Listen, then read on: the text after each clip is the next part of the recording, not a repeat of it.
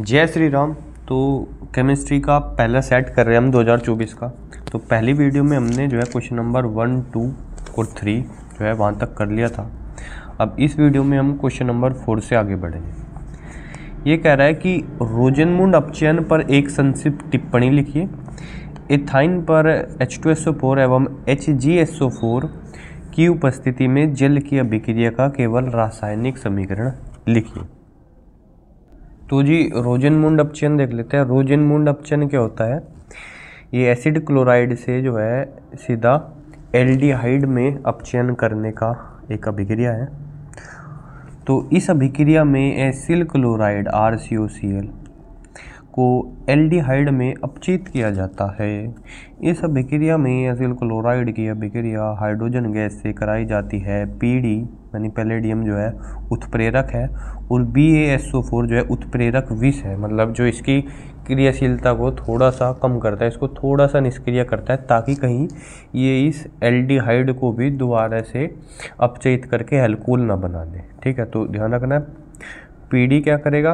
उत्प्रेरक, और BaSO4 यानी बेरियम सल्फेट जो है उत्प्रेरक विष की भांति कार्य करेगा। एसिल क्लोराइड का हाइड्रोजन से अभिक्रिया हुई और एल्डिहाइड बन गया। तो ये एक बहुत ही बेहतरीन टिप्पणी हो गई है। आप लोग चाहो तो एक इसका स्क्रीनशॉट ले सकते हैं। धन्यवाद। अब जो है अभिक्रिया हमें देखनी है किसकी थी भाई? एथाइन की H2SO4 से। तो ये हमारा एथाइन हो गया या एसिटिलीन हो गया। इसकी अभिक्रिया हम करेंगे जल से, लेकिन H2SO4 और HgSO4 की उपस्थिति में। ठीक है, क्या होगा? एक तरफ H जुड़ जाएगा, एक तरफ OH जुड़ जाएगा, तो बन जाएगा CH2 डबल बॉन्ड बचेगा CH और OH। ये हो गया इसका इनोल रूप। ठीक है, इन डबल बॉन्ड और ओल, इनोल रूप। ठीक है, इसके बाद क्या होगा? चलावयवता। ठीक है, चलावयवता टोटोमरिज्म। ठीक है, इनोल रूप में और कीटो रूप में होती है। तो क्या होगा? ये हाइड्रोजन जो है इधर आ जाएगा और ये डबल बॉन्ड जो है इधर शिफ्ट हो जाएगा। ये हाइड्रोजन इधर आ जाएगा, तो ये हो जाएगा CH3 C और कार्बन ऑक्सीजन के बीच में डबल बॉन्ड हो जाएगा और H। ये वह क्या बन गया? इथेनॉल बन गया, एल्डिहाइड बन गया। तो इसको क्या बोल रहे हैं? कीटो रूप। ठीक है, तो ये होगी एथाइन की अभिक्रिया का समीकरण जो इसने हमें लिखने को बोला है।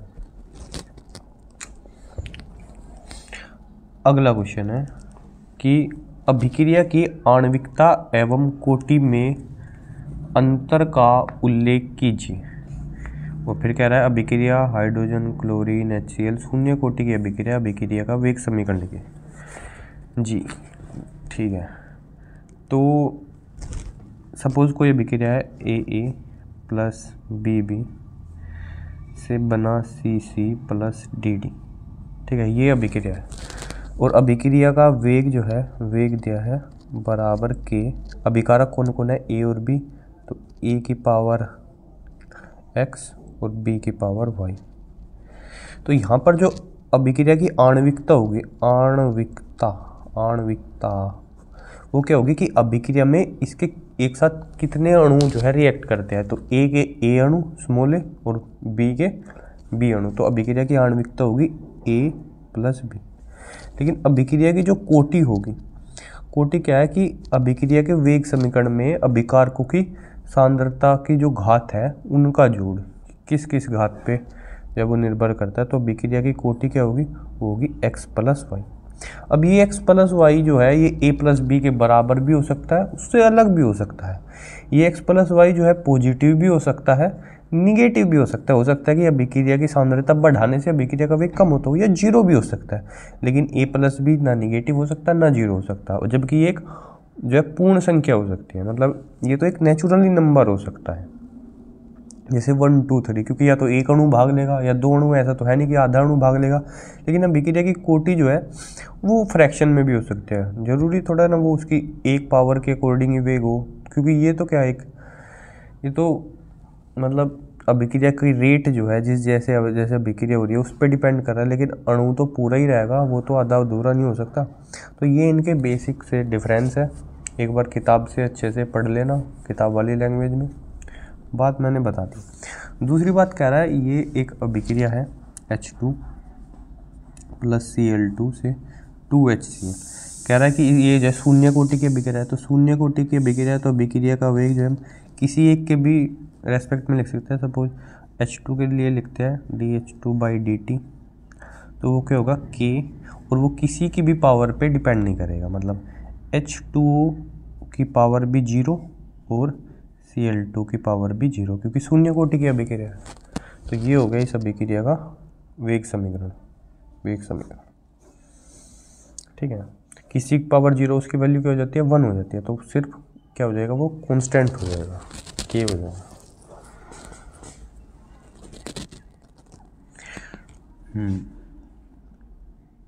अगला क्वेश्चन है कि सेल के विशिष्ट प्रतिरोध तथा चालकत्व की परिभाषा लिखिए। देखिए थोड़ा सा मैं बता देता हूँ, बाकी परिभाषा तुम्हें खुद लिखनी है। ठीक है, परिभाषा का काम तो खुद कर लो। सपोज ये कोई एक सेल है, सेल में क्या है, ये जो है विद्युत अपघट्य है और सेल के जो है 2 इलेक्ट्रोड इसमें डूबे हुए हैं।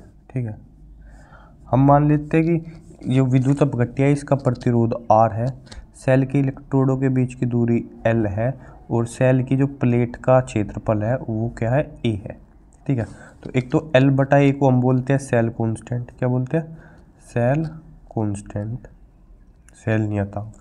दूसरी बात, इस सेल का जो विशिष्ट प्रतिरोध या प्रतिरोधकता होगी ρ बराबर RA/L। ठीक है, यानी अगर L की वैल्यू 1 हो, L बराबर 1 हो, कुछ भी हो, मतलब सपोज मीटर है, A बराबर 1 मीटर स्क्वायर है, तो रो क्या हो जाएगा, रो हो जाएगा R। मतलब परिभाषा क्या होगी कि किसी सेल में जो है एकांक दूरी हो जो उसके इलेक्ट्रोडों के बीच में, और उसके इलेक्ट्रोड की प्लेट का क्षेत्रफल भी एकांक हो, तो जो उसके इलेक्ट्रोडों के बीच में विद्युत अपघट्य का जो प्रतिरोध होगा वही उसकी क्या होती है, विशिष्ट प्रतिरोध या प्रतिरोधकता होती है। ठीक है, और चालकत्व जो होता है, देखो 2 चीज़ होती है, एक चालकत्व और एक विशिष्ट चालकता। तो चालकत्व हो जाएगा प्रतिरोध का उल्टा। ठीक है, चालकत्व 1/R हो जाएगा, और जो है विशिष्ट चालकता जो है कप्पा, वो क्या हो जाएगी 1/ρ हो जाएगी। मतलब विशिष्ट प्रतिरोधकता की उल्टी विशिष्ट प्रतिरोध की उल्टी विशिष्ट चालकता, और जो है प्रतिरोध का उल्टा चालकत्व। ठीक है, ये हो जाएगी। बाकी अच्छे से लैंग्वेज में अपनी डेफिनेशन लिखो, किताब अपने पास रखो भाई, कॉपी पेन, और तब पढ़ो। अगला क्वेश्चन है, कह रहा है कि ब्रोमोबेंजीन की तुलना में ब्रोमोएथेन का ब्रोमीन परमाणु अधिक सक्रियशील क्यों होता है। उसके बाद शुष्क ईथर की उपस्थिति में ब्रोमोएथेन पर सोडियम की अभिक्रिया का केवल रासायनिक समीकरण लिखिए। देखो ये तो हो गया ब्रोमोएथेन, और ये होगी इधर ब्रोमोबेंजीन। ठीक है, ये क्या है ब्रोमोबेंजीन।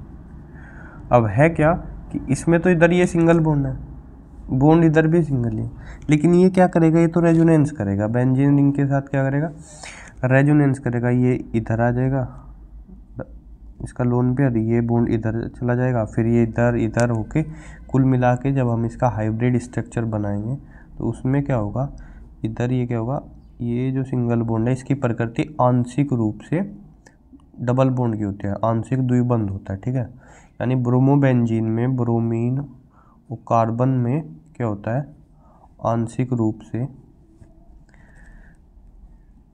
जो है द्विबंध होता है।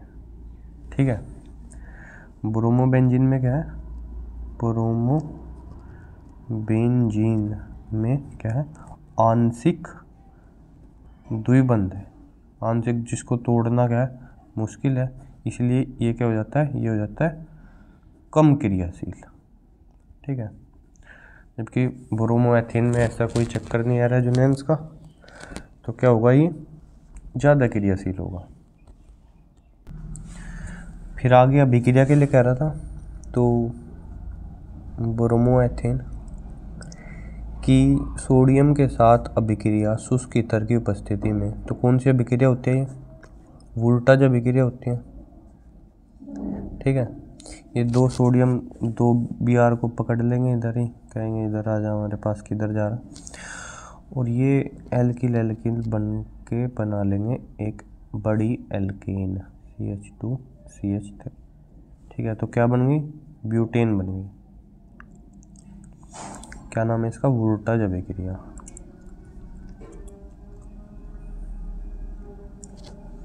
हो गया, हो गया, हो गया। ठीक है, चाहो तो इसके मतलब सारे के सारे वो बना के दिखा देना, रेजोनेंस स्ट्रक्चर बनाऊं। कुछ नहीं करना होता भाई, इधर Br लगाया बेंजीन के ऊपर,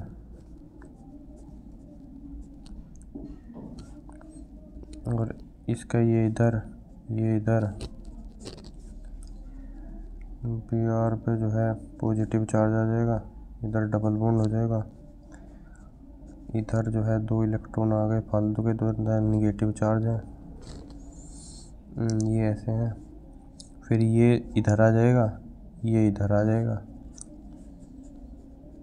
इधर आ जाएगा डबल बॉन्ड, इधर निगेटिव चार्ज है। ठीक है, इधर डबल बॉन्ड ऐसे ही है, फिर ये इधर, ठीक है, और फिर वो इधर उधर। ठीक है, समझ लो इसको अच्छे से, इतना मुश्किल नहीं है। ओके,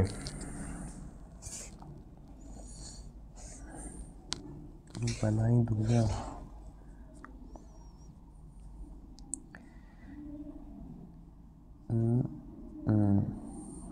इधर निगेटिव चार्ज, देखो निगेटिव चार्ज किधर होता है? ऑर्थो पे और पैरा पे, मेटा पोजीशन पे नहीं है।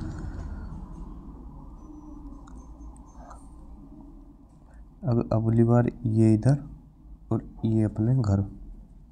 ठीक है, तो ऐसा ऐसा ऐसा। ठीक है, चलो, तो देखो 5 में से 3 में क्या है? डबल बॉन्ड है। 5 स्ट्रक्चर में 3 में डबल बॉन्ड।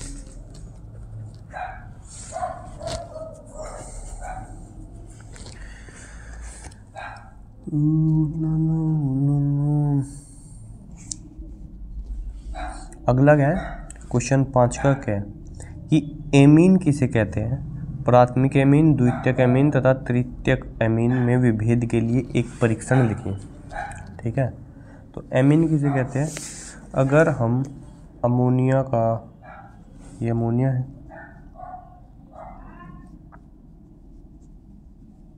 ठीक है, ये क्या है? Ammonia NH3। अगर इसका एक हाइड्रोजन को R से रिप्लेस कर दें तो क्या बनेगा? RNH2। R क्या हो सकता है? एल्किल ग्रुप हो सकता है या एरिल ग्रुप, कुछ भी है। तो ये क्या बन जाएगी? ये बन जाएगी 1 डिग्री एमीन। ठीक है, जल्दी जल्दी बताता हूँ। अगर 2 हाइड्रोजन रिप्लेस हो जाए तो RNHR ये हो जाएगी 2 डिग्री एमीन। ठीक है, और अगर तीनों हो जाए RNR तो क्या हो जाएगी? ये हो जाएगी 3 डिग्री एमीन। ठीक है, इनमें जो है विभेद हम कैसे करेंगे? विभेद हम करेंगे हिंसबर्ग परीक्षण से, हिंसबर्ग टेस्ट। देखो क्या होगा? हिंसबर्ग अभिकर्मक होता है बेंजीन सल्फोनिल क्लोराइड। ठीक है, ये बेंजीन, इधर ये Cl। ठीक है, ये हिंसबर्ग अभिकर्मक। इसकी सपोज जो है RNH2 से विक्रिया करो भाई प्राथमिक एमीन से, तो क्या हुआ? ये इसको उठा के ले गया हाइड्रोजन, क्लोरीन को,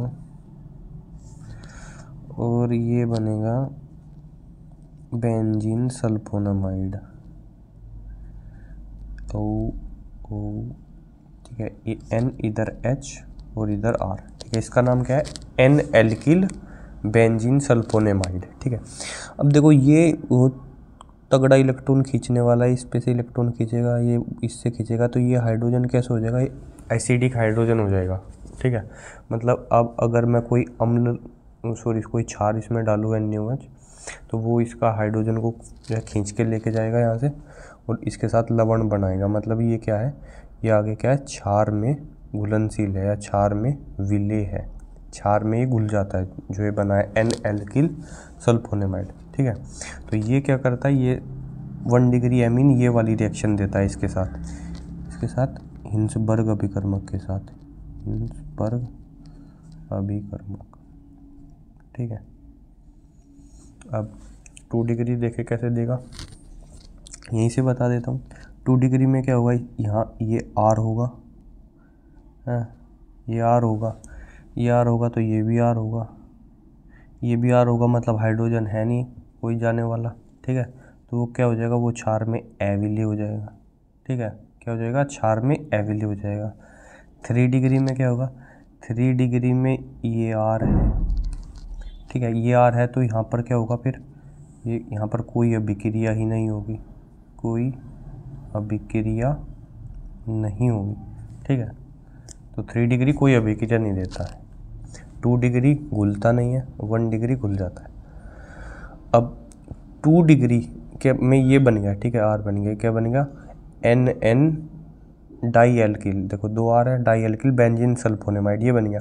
अब अगर मैं इसमें अम्ल डालूंगा, ये बना हुआ है सल्फोनेमाइड, इस पे अम्ल में ये घुलेगा नहीं, लेकिन जो 3 डिग्री बचा हुआ है वो तो अपना ऐसे का ऐसे ही बचा हुआ है, उसने तो इससे रिएक्शन करी नहीं हिंसबर्ग अभिकर्मक से। इसमें अगर मैं अम्ल डालूंगा तो ये क्या करेगा, उसके साथ लवण बना लेगा, उसमें घुल जाएगा। ठीक है, तो ये 2 डिग्री 3 डिग्री में अंतर पता चल जाएगा, ये अलग पड़ा रहेगा, प्रेसिपिटेट बना हुआ, ये घुल जाएगा। आगे कह रहा है एथेन एमीन पर HCl की अभिक्रिया और एनिलीन पर सोडियम नाइट्रेट NaNO एवं तनु HCl की 0 डिग्री सेल्सियस ताप पर अभिक्रिया के रासायनिक समीकरण निकले हैं।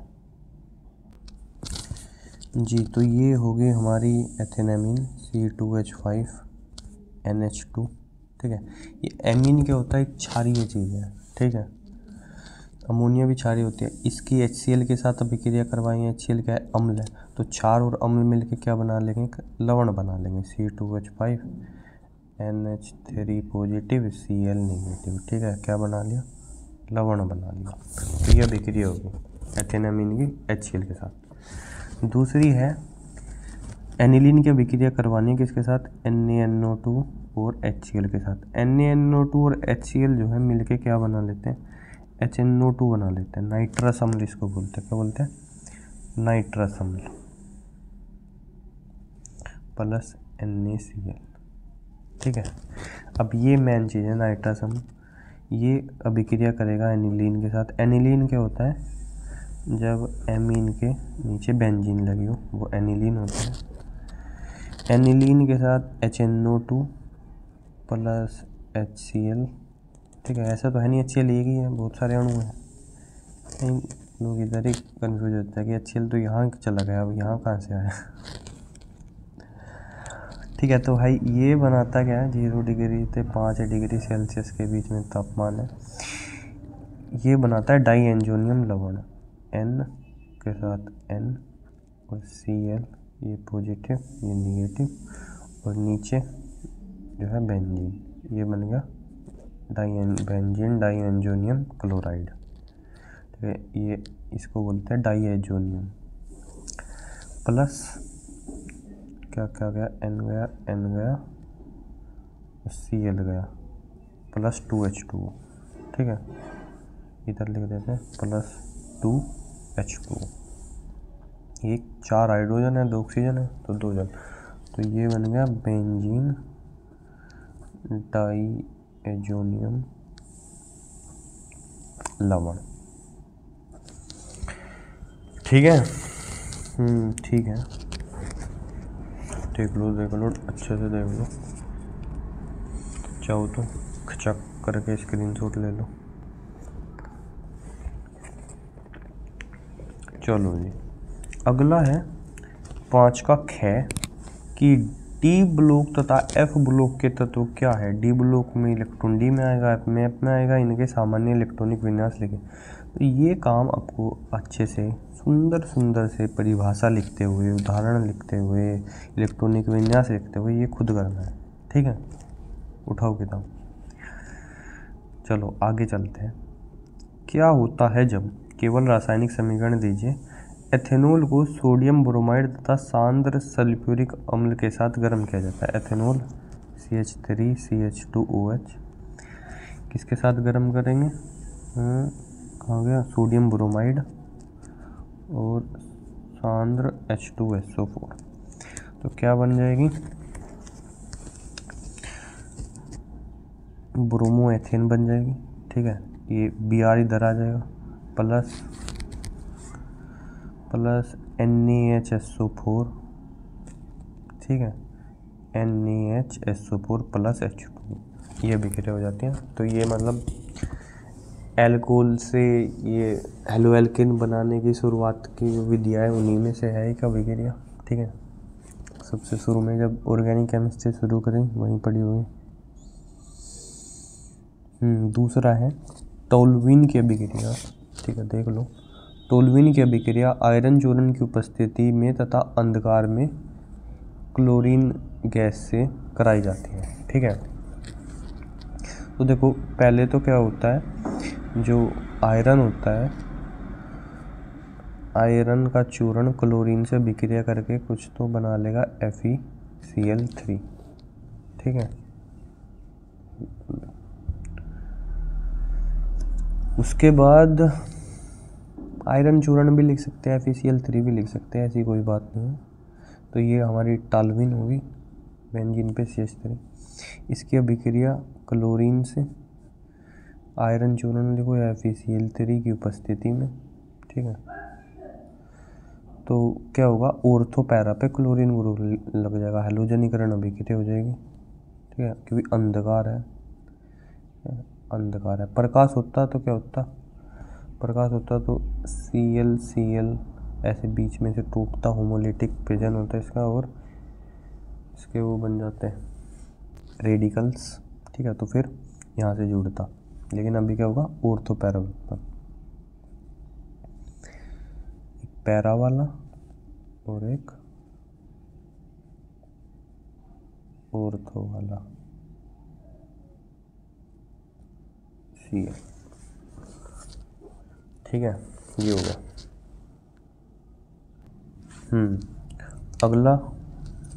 अगला है बेंजीन डाइएन्जोनियम क्लोराइड, जो अभी बनाया था ऊपर कि जल से अभिक्रिया करवाते हैं, ठीक है।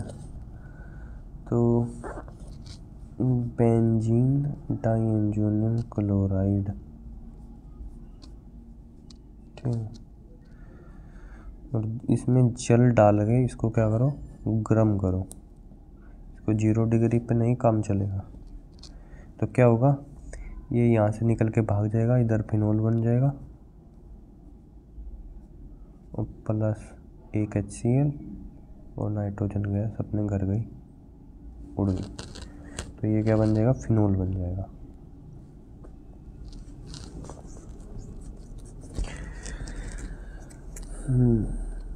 अगला है 2-ब्रोमोपेंटेन को एल्कोहलिक KOH के साथ गर्म किया जाता है।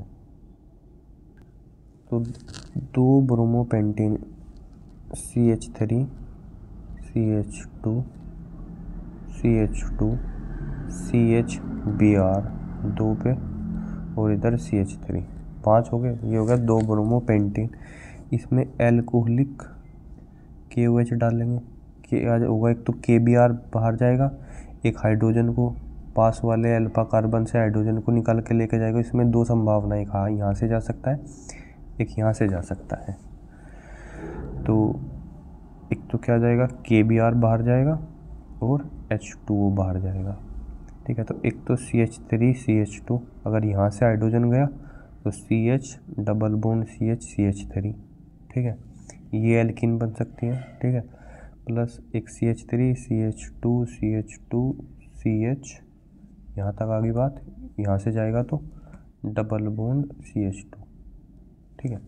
अब इन दोनों में से सेतचेव का नियम बताता है एक मुख्य बनेगी एक अल्प। क्या करना है, इस एल्कीन को देखना है, देखो इस पर कितने सब्स्टिट्यूएंट लगे हुए हैं, एक इधर CH3 है, एक इधर ही है, तो 2 है। इस वाली को देखो तो क्या है, एक ही है, बड़ा है पर एक ही है, तो ये वाली बनेगी मुख्य और ये वाली बनेगी अल्प। ठीक है, ये अभिक्रिया होगी।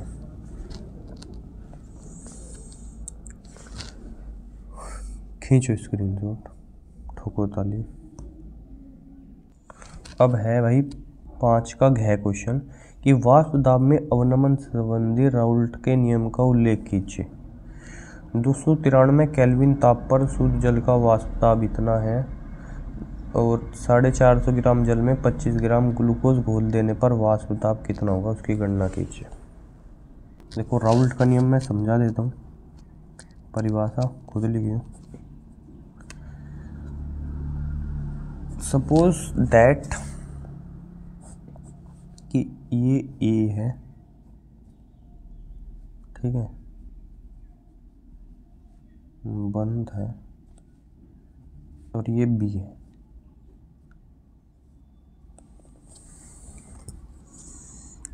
ये क्या है, ये बी है, दोनों लिक्विड है। इसका शुद्ध है, अकेला है, तो इसका वाष्प दाब क्या होगा, PA0 होगा। इसका वाष्प दाब क्या होगा, PB0 होगा। ठीक है, मैंने क्या कर दिया, इनको मिला दिया एक जगह। ठीक है, अब मिला दिया इनको। ठीक है, ये क्या होगा, A+B का विलयन बन गया। अब इसमें कहता है कि A, अब इसमें अकेला A नहीं है तो अकेला B नहीं है, बोले कि A वालों का वाष्प दाब कितना है, तो हम कहेंगे कि A वालों का जो वाष्प दाब होगा वो उसका शुद्ध अवस्था में वाष्प दाब में उसके मोल अंश के गुणा कर दो।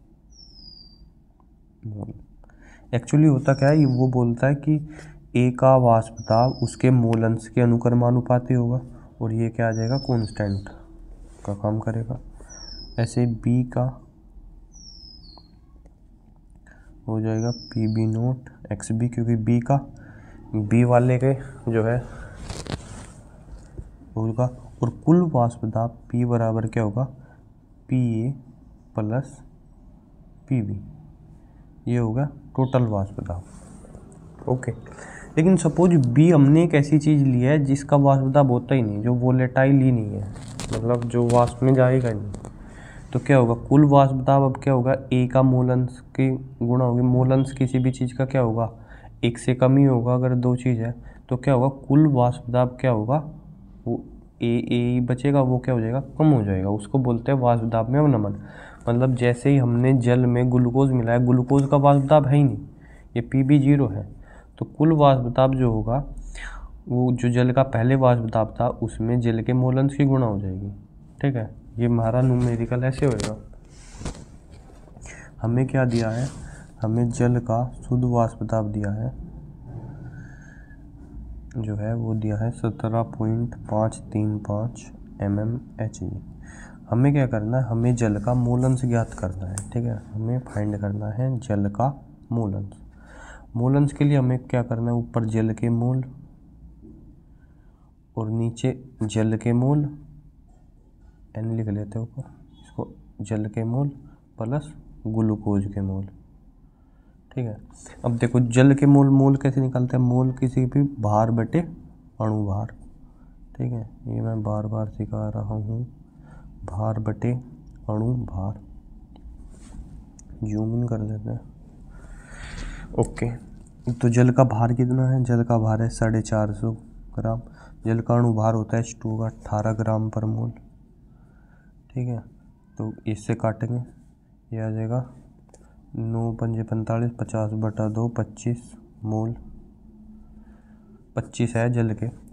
अब ग्लूकोज का जो है, ग्लूकोज के निकाल लेंगे। ठीक है, ये क्या आ गया, ये आ गए जल के मोल NH2। ठीक है, Na ग्लूकोज के निकाल लेंगे C6H12। तो ग्लूकोज का भार कितना है, 25 ग्राम है।